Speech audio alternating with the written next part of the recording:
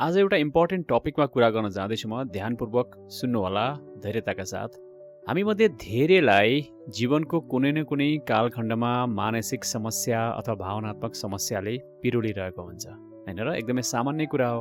तर धेरै मानिसहरूले चाहिँ के भनेर आफूलाई सान्त्वना दिन चाहनुहुन्छ भने यो त सबै दिमागको खेल न हो, यो सबै मनको खेल हो, it's all in the mind भन्नुहुन्छ, हैन?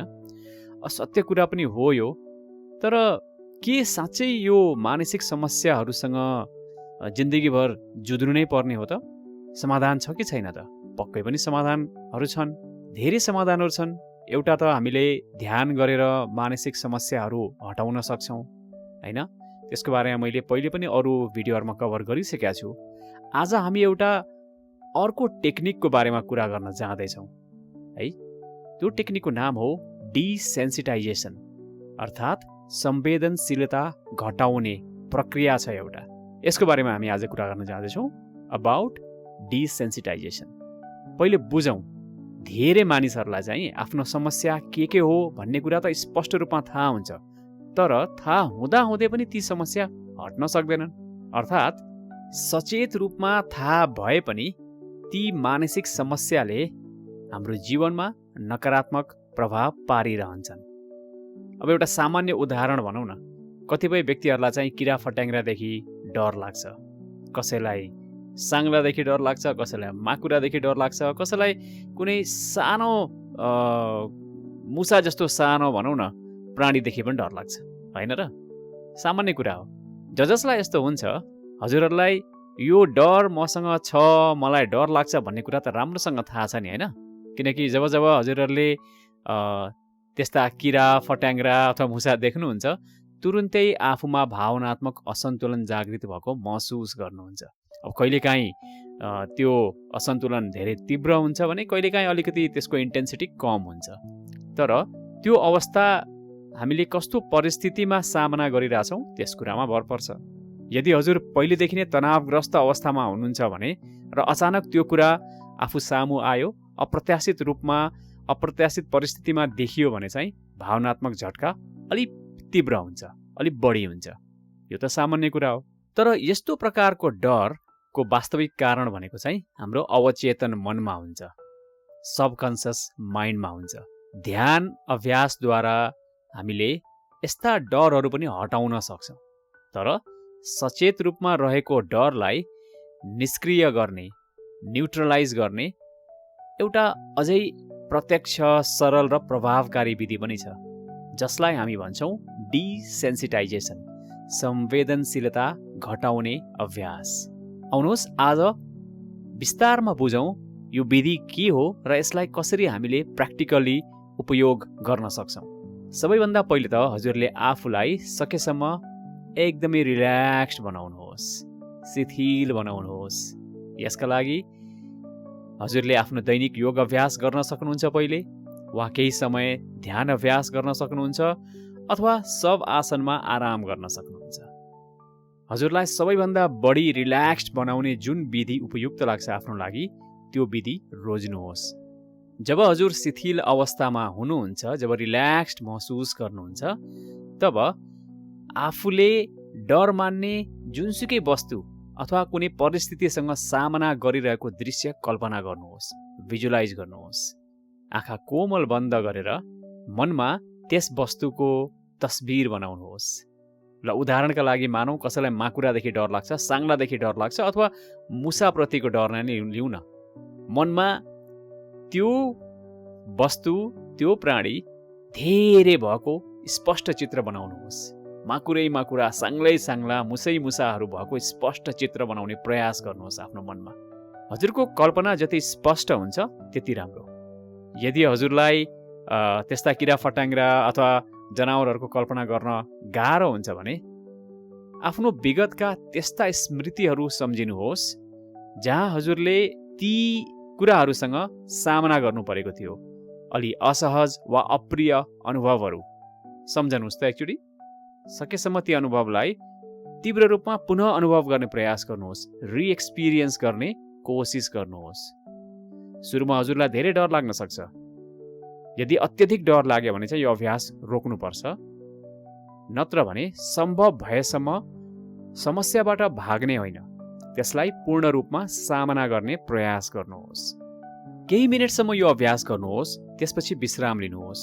भोलिपल्ट पनि यही प्रक्रिया दोहोऱ्याउनुहोस् र अभ्यास सुरु गर्नुअघि आफूलाई सकेसम्म जति धेरै रिल्याक्स बनाउन सक्नुभयो त्यति राम्रो। यसरी यो अभ्यास हजुरले केही दिनसम्म गर्नु भइसकेपछि आफैले देख्नुहुनेछ कि डरप्रतिको भावनात्मक प्रतिक्रिया क्रमशः घट्दै घट्दै घट्दै गएको छ।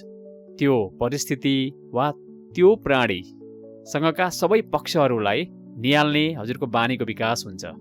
हरेक दिन यो प्रक्रियालाई फलो गर्नुभयो भने त्यो परिस्थिति, त्यो घटना वा त्यो प्राणी भनौँ न, किरा फट्याङ्ग्रा मुसा जेसुकै होस्, तिनका सबै पक्षसँग आफूलाई सामना गराउने बानीको विकास हुन्छ।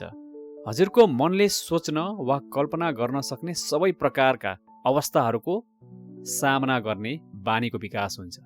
यो अभ्यास दैनिक रूपमा तबसम्म दोहोऱ्याउनुहोस् जबसम्म हजुरले कुनै पनि प्रकारको भावनात्मक प्रतिक्रिया महसुस गर्नुहुन्न।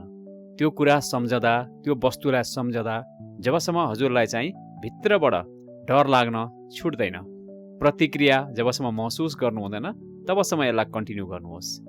जब हजुर त्यो वस्तुको, त्यो कुराको तस्बिर वा विचार मनमा ल्याउँदा पनि पूर्ण रूपमा एकदमै न्युट्रल भएर साक्षी भावमा रहन सक्नुहुन्छ, तब बुझ्नुपर्छ कि डर समाप्त भइसकेको छ। हजुरले चाहेको खण्डमा बाहिरी संसारमा वास्तविक रूपमा त्यस वस्तुसँग सामना गरेर पनि डर बाँकी छ कि छैन भनेर परीक्षण गर्न सक्नुहुन्छ। यदि अझै पनि डर बाँकी छ भन्ने आफूलाई लाग्यो भने फेरि अभ्यास जारी राख्नुपर्छ, जबसम्म त्यो वस्तु हजुरको जीवनमा बाधा बन्न छाड्दैन तबसम्म हजुरले आफ्नो अभ्यासलाई जारी राख्ने। यही प्रक्रिया हजुरलाई थाहा भएका कुनै पनि डरमा लागू गर्न सकिन्छ। मानसिक समस्यालाई पनि हामीले त्यसरी नै ट्याकल गर्न सक्छौँ।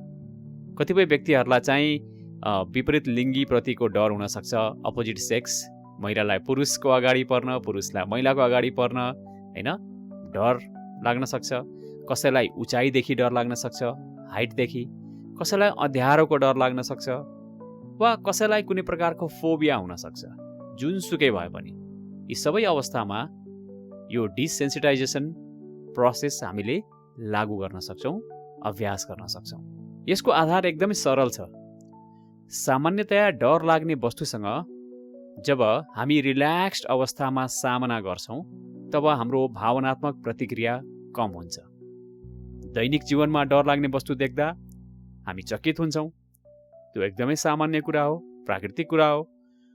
तर रिल्याक्स्ड अवस्थामा त्यो प्रतिक्रिया या त कम हुन्छ वा पूर्ण रूपमा हराउँछ। यसरी रिल्याक्स्ड अवस्थामा डरको सामना गर्ने क्षमता क्रमशः हाम्रो दैनिक जीवनमा पनि सर्दै सर्दै जान्छ। यस्तो विधि साइकोलोजीमा प्रयोग गरिन्छ।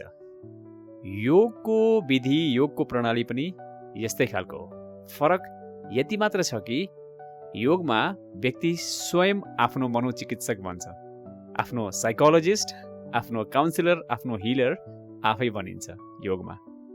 आज हामीले छलफल गरेको डिसेन्सिटाइजेसन प्रोसेस, यो मेथड मानसिक समस्याहरू र तिनसँग सम्बन्धित भावनाहरूलाई समाप्त गर्ने अत्यन्त प्रभावकारी साधनको रूपमा प्रयोग गर्न सकिन्छ र यसलाई ध्यान अभ्यासको उत्कृष्ट सहायकको रूपमा पनि लिन सकिन्छ। विशेष गरी हजुरलाई स्पष्ट रूपमा थाहा भएका आफ्ना सचेत डरहरू हटाउन हजुरले यस विधिलाई व्यापक रूपमा प्रयोग गर्न सक्नुहुन्छ। हजुरलाई यो भिडियो मन पर्यो भने यसलाई सेभ गरेर राख्नुहोस् ताकि पछिसम्म हजुरलाई यसबाट फाइदा मिलोस्। पज गरेर सुन्नुहोस्, व्यवहारमा उतार्ने प्रयास गर्नुहोस् र आफ्नो साथीभाइ नेटवर्कमा सेयर गर्नुहोस्, रिपोस्ट गर्नुहोस्। धेरैभन्दा धेरै व्यक्ति जसले चाहिँ मानसिक समस्याहरूको सामना गरिरहनु भएको छ, आफ्नो मनमा भएको डर, चिन्ता, त्रासलाई हटाउनलाई सहयोग मिल्न सक्छ यो मेथडले। डिसेन्सिटाइजेसन मेथड अर्थात् संवेदनशीलता घटाउने अभ्यास।